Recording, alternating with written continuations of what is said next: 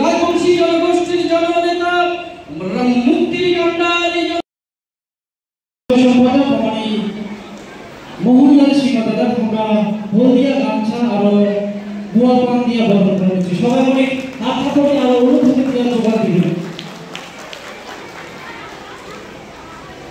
ধন্যবাদ।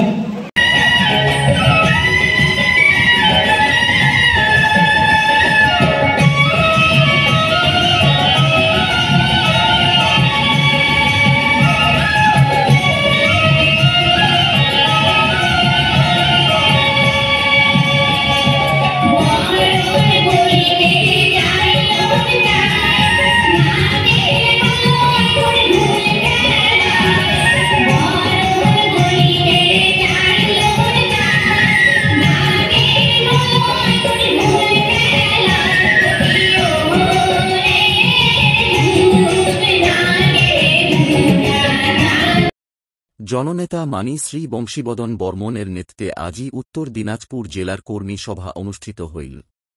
কর্মী সভায় প্রধান ভাষণিয়া হিসেবে হাজির ছিলে উত্তর পূর্ব ভারতের মুক্তির কাণ্ডারি রাজবংশী রত্ন জননেতা মানি শ্রী বংশীবদন বর্মন।